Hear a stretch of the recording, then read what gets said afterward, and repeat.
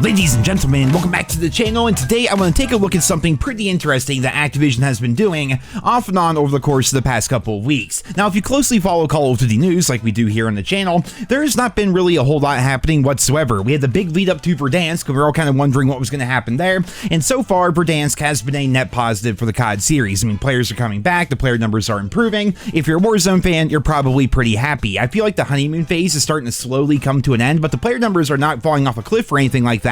In general, Verdansk was a massive update that did a lot of good things for the COD series. Not so much multiplayer, which is why we have Modern Warfare 3 footage here in this video. If you truly want to enjoy COD, I'm telling you guys, go back to the games that came out a couple of years ago. They essentially don't have skill-based matchmaking because most of the super sweaty people are going to be in the current game, and because those old games don't have nearly as many people, it's a lot harder for Activision's algorithms to completely manipulate your entire experience, and as such, you get more of that old school Call of Duty feel where you kind of just get into a lobby, there's good players, there's bad players, there's average players, you kind of just get the whole spectrum of the COD community essentially, and it's really an enjoyable experience, especially considering the entire game is done. All the maps are out, all the guns are out, all the challenges are out, everything is complete. It's all there for you to experience and mess around with. Stuff you maybe missed years ago, you can go back and try to get that now, or just enjoy the stuff you already unlocked. It's a pretty solid experience. I just wish the current game would have that same experience, but it looks like Activision themselves are starting to look into that, and they may be doing something to skill-based matchmaking. So if you've been playing it all over the course of the past couple of weeks, you may have noticed some really weird things happening at the end of your matches. For me personally, this has not happened to me, and believe it or not, I have played a pretty good amount of Verdansk with my friends. Every now and then we would get something at the end of the game asking how the connection was,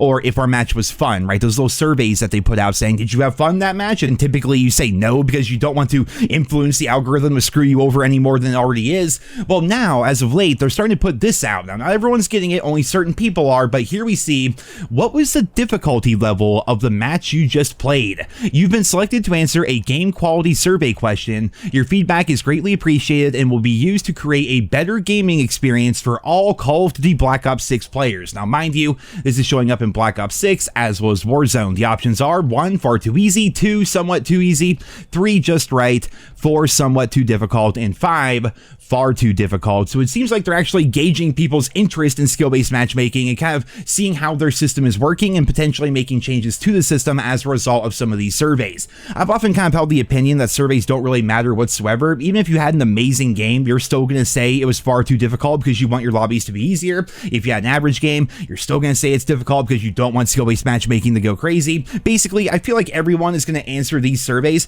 not truthfully, but rather they're going to answer them in a way that they think they can manipulate the system to make it so Call of Duty feels like it used to, the same way that if you go back to play a game like Modern Warfare 3 or Modern Warfare 2, or hell, even a game like Vanguard or Cold War, if you go back to those games, it feels organic and good, but the current game always feels super sweaty and super manipulated. That's why I've always said these surveys don't really serve a purpose. I mean, what data are they actually getting? But knowing Activision, they probably take all this to heart and just adjust your algorithm and your matchmaking based on your input, because that's just how they do things. If something doesn't make sense, Activision is doing it. If something does make sense, well, they have no idea what you're talking about and they never even heard of such a thing before. That's just kind of how Activision's always kind of operated things over the course of the past couple of years. But I do find it interesting that they're now starting to gauge people's perception and their opinion of the difficulty of their matches as we get closer to the launch of GTA 6 and the launch of Battlefield 6. We've often said here on the channel countless times that competition is always a good thing, and Call of Duty properly has not really had a ton of competition. The most recent competition I would say would be X-Defiant, and even though that game died and was shut down by Ubisoft not 6 months into the game's life cycle, there was some positive change that came as a result of X-Defiant being out. One of the biggest things X-Defiant talked about, of course, was no skill-based matchmaking, but then after that they started talking about the idea of a traditional prestige mode and challenges and all these things that didn't really end up making it into the game, but a lot of the stuff that the X-Defiant team was talking about ended up in Black Ops 6. It would have looked really bad for Activision if X-Defiant comes out and it was popular and things are popping off and it has that Call of Duty prestige mode, but the most recent Call of Duty game still has that stupid seasonal prestige mode. I truly believe that X-Defiant was a reason why Black Ops 6 had a number of its quality of life improvements and changes. You then look at what's happened recently with the player count in the COD series, right? It was going down and down and down. Pretty much everybody in the community was just having this really negative perception of COD. Every video on YouTube basically was talking about the sorry state of COD and how Warzone's terrible and multiplayer's boring and nothing's really working out and things are going terribly. And that caused Activision to do something, right? They took the entire Avalon map, that Warzone map they've been working on forever, every multiplayer map basically in Black Black Ops 6 is based on Avalon. Like, Avalon was going to be like this big thing, and then they realized they couldn't take a gamble on that with the perception of COD the way that it was, and the player count going down and down and down, and shareholders getting upset, and the events they tried doing just not working whatsoever. They basically just had their backs against the wall, and they decided, you know what, we're going to pull the plug on this. We're going to do it in the future, but we're just going to do it now. We're going to put Verdansk out. We're going to just listen to the player base for the first time in years. We're going to revert all these stupid changes we made with Warzone 2, and people are going to be happy, right? And yeah, it worked out. Like, Call of Duty going downhill is what caused them to finally see reason and make Warzone good, like it used to be back in the day, at least for Warzone fans, right? And I'm waiting for the day that's going to happen to the Call of Duty multiplayer. Again, with GTA 6 and Battlefield 6 coming up, COD is going to have to do something, and I don't think it's a coincidence whatsoever that they're now suddenly starting to put out surveys for people asking about the difficulty of their matches, because at the end of the day, skill-based matchmaking has been the biggest topic within the COD community, at least here online. Like, if you're a hardcore COD fan, you follow news, you watch videos, live streams, this, that, and the other, you know about skill-based matchmaking. Like, it affects absolutely everything in the game, top to bottom. If you're a super casual player, super sweaty player, or anything in between, skill-based matchmaking manipulates and affects every aspect of your core gameplay experience. So now that they're putting out these surveys, it's possible they're doing this in response to the fact that GTA and Battlefield 6 are going to be coming. We've always said that competition is a good thing, and just recently, a very good example of that happened, and I quickly want to cover that here in this video. So, you guys may not know, some of you do for sure, but maybe not all of you, but I've always been a really big fan of Overwatch. Ever since the game first came out, huge fan of Overwatch. Like, the original Overwatch was so much fun. I put so much playtime into the game, so many live streams, so many videos over there on the second channel and everything. Just like, Overwatch was always a blast for me. And then Overwatch 2 came out, and it was freaking terrible. I made 2 videos actually here on the main channel where I talked about the colossal failure that was Overwatch 2, and then eventually my video of why I quit Overwatch 2. Just at a point, they made so many terrible changes that the game just wasn't even remotely the same as it used to be, and it just wasn't fun for me to play anymore. I truly believe a reason why Overwatch got to that point was because Overwatch was just, it had such a stranglehold, such a monopoly on the hero shooter, like arcade arena style game, right? It just, other games would come out, they would always end up failing, and Overwatch was always king, and as such, they didn't have to try anymore. They weren't being innovative anymore. They weren't trying to bring new players to the game. They're basically just like, yep, we're on top of the mountain, and we're just going to stay here with as little effort as possible because we did it. No game's ever going to be as good as us.